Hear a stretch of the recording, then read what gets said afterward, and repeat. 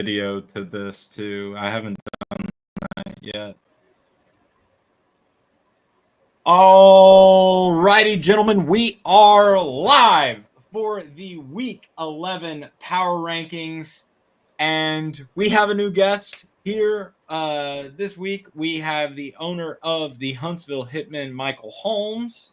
Hello, Michael, hello. welcome. Thank you, I think you Bert. might need to turn your mic up a little bit. Sorry, I'll talk into it a little bit better. Yeah, there you go. All right. Rex says, wow, I have been replaced. That's right, Rex. You suck ass, buddy. D-League. Hit We the need D-League. we need unbiased opinions here. Unbiased opinions. Rex has shown he may or may not know ball. I'm not sure. The JD and JD Vance stands for Jordan the penis. All right. Amen, brother. Amen. Amen, brother. MAGA. Okay, so let's just recap what we had in week 10. The Bond County Coonhounds take down the Tennessee Colonels. The Beecher Creatures mollywop the St. Louis Looters. The Dallas Dragons take care of the Cali Shitters. The Cali Pigs. The Huntsville Hitmen edge out the Clark County Crusaders. And we edged them Shadow hard. Troop not being able to put up enough against Samuel and the Bear Boobs. Michael is the male equivalent of Kamala Harris's vagina. I'm gonna need him to explain that one to me. I'm gonna need an explanation.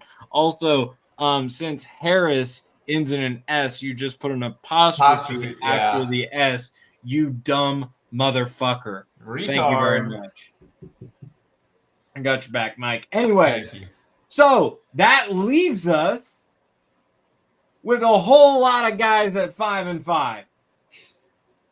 We've got 4 teams at 5-5, 1 team at 6-4, 2 teams at 7-3, and then Dragon atop the pile at 9-1.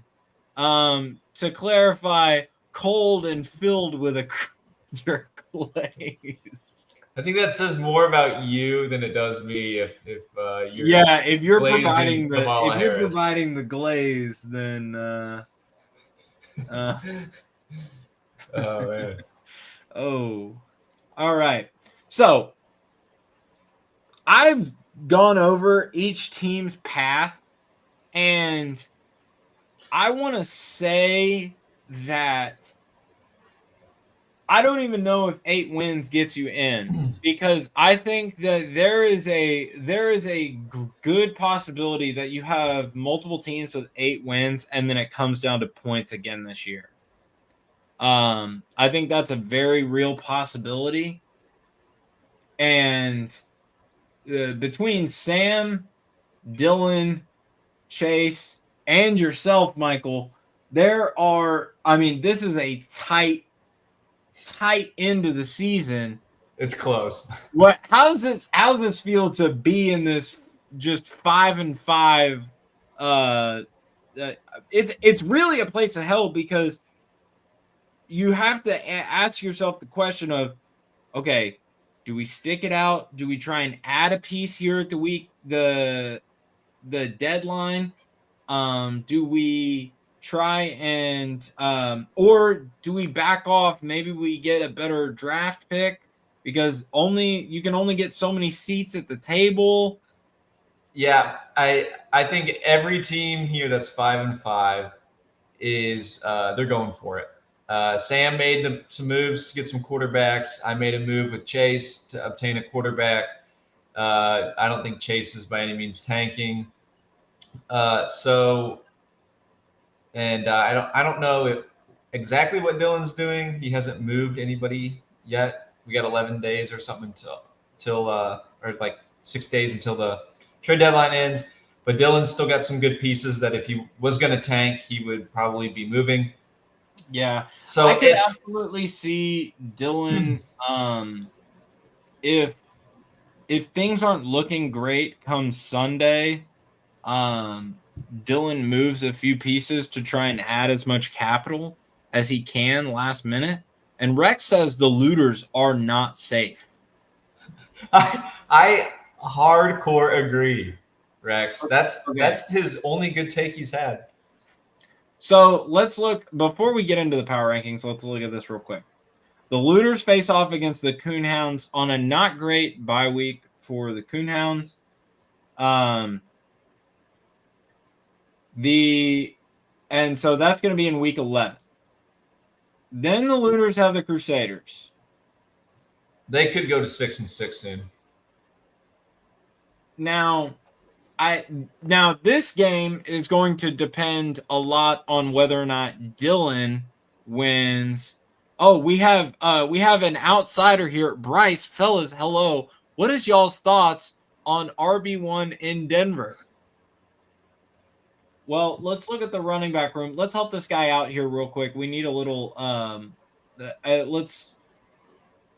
let's look for him real quick. Okay, so we're going to look at the running back room in Denver. It's McLaughlin and Javante, right? Oh, yeah. It's very crowded. It's Javante or the other guy. I don't know. Are you personally asking who to play or if you're picking someone up? Because I wouldn't play any of them. I wouldn't play any of them. If you're being, if you look at Estimes, he hasn't done anything. Javante Williams has produced, but it's clearly getting crowded, and it's super inconsistent. So, thank you for stopping in, Bryce. Anyways, back to the scores. So this game is going to depend on how Dylan does this week. If Dylan wins this week, then he tries to win this game. But this could become an automatic win for Torbeck. Now, you look at week 13. He's got a free gets win. An automatic win against the Shadow Troop. And then week 14, he plays the Dragon. Hopefully that's an auto L. I mean, if you're counting this as an L, and let's just say I'll go 8-6 as his most likely outcome. I mean, for the ultimate fun factor, let's say he loses this week, and now he's 6-5. Dylan has to win this game, and now he's 6-6. He goes to 7-6, and then he goes to 7-7 with Dragon. That's a possibility. I mean, it is a shot in the dark, and that's the most chaos and absolute implosion to go from 6-4 to 7-7. But his only other saving grace too is he does have about 30 to 50 points more than the 5-5 teams. So the 5-5 teams, if they have the same record as Torbeck, need to outscore him by 30 points over the next 4 weeks. Yeah. All right. So, and then we're probably going to go over this in the 6-pack, and I don't want to take away from the route to victories, but just know it's fucking chaos. It is. So there's a lot of shit that can happen. Let's get into the power rankings, okay? And I don't want to spend too much time at the bottom of the barrel. We got fuck you, Ryan. Sorry, Ryan. We got the Cali Pigs at number 10. Now, I will say this. Worst team, he's doing the best job at being the worst team because he wants the better draft pick. 100% understand that. He's doing a great job. He won the Shitter Bowl. Well, he lost the Shitter Bowl. Or he won by losing the Shitter Bowl. Addition by subtraction. Yeah. his team is in a better position to be better next year than Parker's is. So if we're doing a preview 2025, Ryan is ranked higher than Parker, but for the Dylan Murph sucks Dylan's toes. Bro is such a bum. I don't even know what to do with that. Anyways, What a troll. Ryan is at number 10. Parker's an obvious 9 because he's 1-9, but his team is worse than Ryan's. Does that make sense? I track. Yep. Yeah. Tracking. Now it gets crazy. Yeah. So currently at number 8, I have Dylan. But that is because Dylan has the toughest route to the playoffs. And Dylan also, if things aren't looking good on Sunday, has a lot of room to make adjustments for next year. Yeah, I would also say Dylan has, by points wise, he has the least amount of points scored, which also adds another factor of he's got the toughest road to climb. Yep. Because if he's tied with anybody, he's got to outscore him. Because if it sits the way that it is, and you have Dragon, Torbeck, Rex, and myself, you got to beat out 2 other guys to get in. And Sam's not going to roll over. The Colonels are better now that the Dolphins have Tua. And the Hitmen are back. They were gone, and now they're back again. We're back. We got CMC. We're back. Yep. So that's why the Crusaders are at 8. At number 7,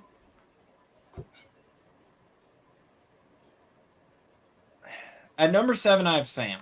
And I don't feel great about Sam at 7. However, with the Colonels and the Hitmen kind of feeling like they're back, and Sam won't mind me putting him lower because he prefers me to put him lower instead of gassing him up. But we can't deny either that Sam does perform. 139 and then 146. I don't feel good about Sam at 7. No, he drops loads. Sam drops loads. Sam's the real Glazer. I'm switching it up. All right. I'm dropping the Colonels to 7. I feel much better about Sam than the Colonels right now. That's what I'm doing, actually. Colonels go to 7. Sam, you're going to number 6.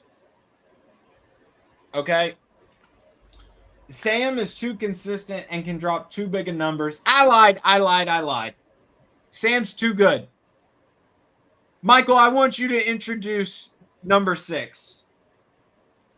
Oh, would that be our not so beloved friend Andrew Torbeck coming in at the 6th spot? Yeah, this team here, I'll give you a little brief. It's not good. This team relies on the Rams and the Seahawks, and if those teams do not have great games, this team barely breaks 100. We saw this team not even break 90. They had a -2 from their super flex. He's got Devontae Adams has not really done what we thought he was going to do going to the Jets. DeAndre Swift has had one good week, and he sucks ass. Kyron Williams is a load merchant. If he's not getting 22-plus carries a game and a touchdown, he's buns. Look at those attempts. 24, 22, 21, 23. And look at his yards. He's not even rushing for 100 yards with 20-plus attempts. That is atrocious. Look at the yards per carry right there.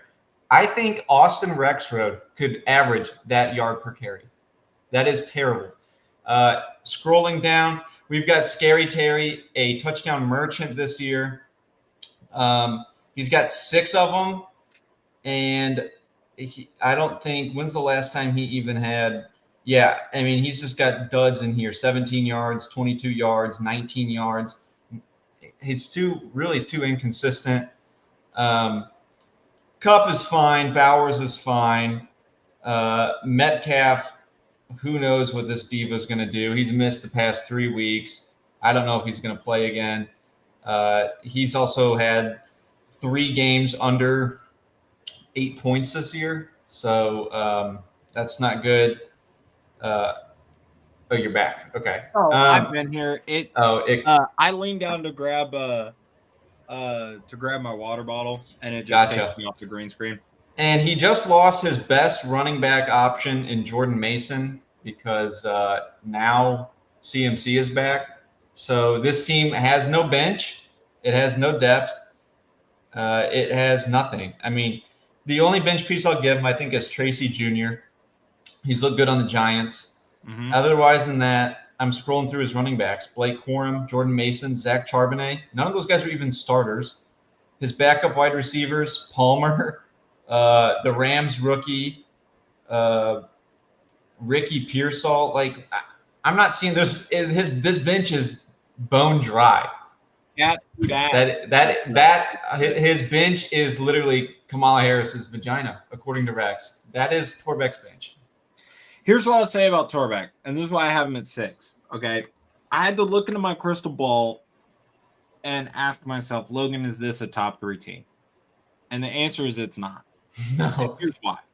And I understand that you guys have been waiting on the downfall of Torbeck, preying on the downfall of Torbeck. I'm looking at it from a little bit more analytical standpoint, and I think the reason that I have him at 6 this week is because this isn't a winning team. This is a great regular season team, but this is not a trophy team. Okay? It's a podium team. It's a podium team. It is your podium team. And Dylan says, for a numbers man, he can never run them for himself. This is a great 4th place team. It's been a consistent team. He dropped like 160 in week 7, but that is an outlier. Rex said, I went to church and asked God for his downfall. This is a team that hangs the regular season banners. This team is good. It's not great. It's a team that the fans are just like clamoring in the offseason for just a franchise piece, and they never get it. You know what I mean? Yeah, they're the St. Louis Cardinals. The St. Louis Cardinals. And that's where he is. And you know, like the Cardinals, he just keeps bringing back the aged vets that he had last year, thinking, hey, we'll run it back. Run it guys, back. Come on, we want that bronze medal, guys. Come on, we got something to fight for. So with that being said, to recap, Colonels moved down to 7. Torbeck moved to 6. And then Sam is at 5.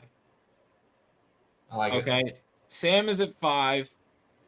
I think he consistently puts up numbers, and he's got that boom factor. And I've got the Hitman at 4. It's fair. Now, the reason I have the Hitman at 4 is because, A, the threat of Christian McCaffrey being back, and this team, the vibe around this team is that I think this team is back. I think that we haven't seen the full revival yet, and I want to be the one that's going to predict the revival. This is pretty much like when Palpatine asked Darth Vader if the Death Star is built, and he's like, "Yeah, we're getting there." That's the Hitman right now. Yeah. Week 8, week 9, we were at 140 plus. This past week, we didn't exactly hit 140, but I think we're definitely stayed above. But you stayed at that 120 mark, which is huge. And we've got 2 free wins in the next coming up. We've got a week 11 win. Yeah, week 11. Week 14. Week 14, I've got the the Pigs. So I think I'm at least a 7-17. If not, if I can beat Chase or Dragon, I think I'm in the playoffs. Yeah, and that game against, I was going to mention that, and we'll probably talk about this on the six pack too. But that game against you and Chase is probably going to be one of the biggest ones of the year. Yeah. So that's going to be fun. Moving on. So I have you guys at number 4, and then I have the Coonhounds currently at number 3. So I'll let you talk about the Coonhounds. Yeah, you want to scroll down a little bit so I can see your full roster here. Yeah. So you've got really good quarterback depth, which I have learned this year has been a little bit more important than I originally anticipated, which is why I had to go out and get one. Murph, you've also dealt with a lot of injuries. You lost your top 2 wide receivers, Godwin and Mike Evans. Jordan Love's missed a few games. I know Khalil Shakir was down at one point. DJ Moore was down at one point. Yeah. Ken Walker's started off the year. He's missed a few games. This team, you had Pacheco. You traded him off. He got hurt week 1 or 2. You battled through it. You're 7-3. It's a good, consistent lineup. Kelsey's back, by the way. Yeah. That man is averaging his projections now, finally. Tillman is become the number 1 in Cleveland, and as long as our boy, famous Jameis, is slanging that motherfucker, I think that Tillman's a good pickup. I now regret dropping him. Dylan can attest to this. That this phone conversation happened because I wasn't going to talk to that dirtbag Rex about my pickup with Cedric Tillman and then him snake him from me again. Can we get the backstory on that? I think maybe Rex explained it, but didn't you say you wanted them and then Rex? I genuinely don't think Rex originally did. I was giving him shit whenever he did it. But I was talking to Rex about a certain player that I was going to pick up. And then he immediately just outbid me on him. Like for the Slimeball manager. Super like fucked me on it big time. He ended up writing the situation, and the player didn't even matter because it was a Rams receiver after the Puka injury, whatever. But I called Dylan and I was like, hey, I just want you to know that this is what I'm doing. And Cedric Tillman, remember the name. This was before his big week where he kind of came onto the scene. And I was like, this is going to be the play that Rex wish he could have made. And it's going to be such a huge pickup at the end of the year. My brain hadn't felt bigger than when I picked him up. And Dylan did confirm that it definitely happened. So yeah, that pickup was huge, and I hope that it's enough. I don't love the team, but after all the shit that we went through, to be 7-3, I mean, I'll absolutely fucking take it. So we just need a seat at the table. And we've seen that in years past. We just got to get to the playoffs, and then anything can happen. So that's where we're at. So now, number 2, we got the Beecher Creatures. This team is getting more and more consistent as the weeks go on, minus whenever they played me. He did leave about 80 points on his bench that week. Yeah, he did. Big time mismanagement. But this team is pretty consistent. And Puka's back. So, wow. I mean, this team's built for it. It's built for a playoff push. If St. Brown continues the production that he's got, although Bijan has not been incredible, St. Brown and Cook, and I mean Nakua is back. Goff is still gonna continue to sling it. That stack with him and Brown is gonna be nasty in the playoffs. Yeah, I mean, this team is built for a playoff push. I don't know what else to say about it. It's pretty deep. It's pretty consistent. And with that being said, we got Dragon at number 1. Dragon is 9-1 for a reason. Although his team doesn't look like, I don't know if you would agree with this, but his team doesn't look like extremely pretty on paper. But scroll down a little bit. Yeah. On his team. Yeah, there we go. So you obviously have Saquon Barkley and Gibbs, which like definitely eye popping. The top 4, right? Yeah. Daniels, Barkley, Gibbs, Jefferson, even Wilson. I'll throw that in there. That's Maybe. Legit options. Maybe Wilson. Andrews at the beginning of the year, no, but also this is kind of like an inconsistency at times, like depending upon how the game goes for the Ravens. What's he done the past 3 weeks? He's getting better. He's getting better. He was hot ass at the beginning. Yeah. And then he had 2 games where like he didn't play. This is around the time where he got traded.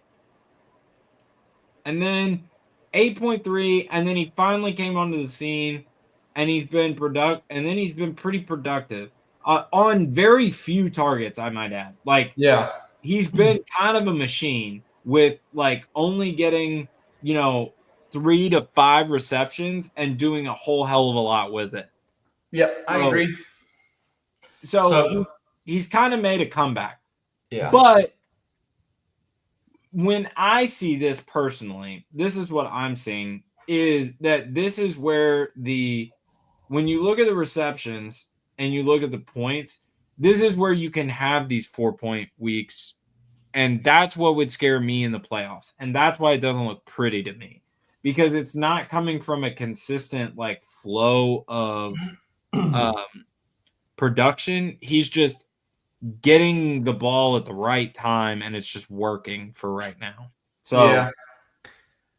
DeAndre Hopkins, like 3 or 4 years ago, this would have been sick. But like he's also got Patrick Mahomes throwing him the ball now, so it's I think he's touchdown dependent. Yeah, he's a great red zone target. 100% agree. Mahomes has only thrown 12 touchdowns this year, and they just don't pass a whole lot. He scares me. Hopkins does. Chubb, he's back, but I don't know. Yeah, I think they're gonna ramp him up. Like he only had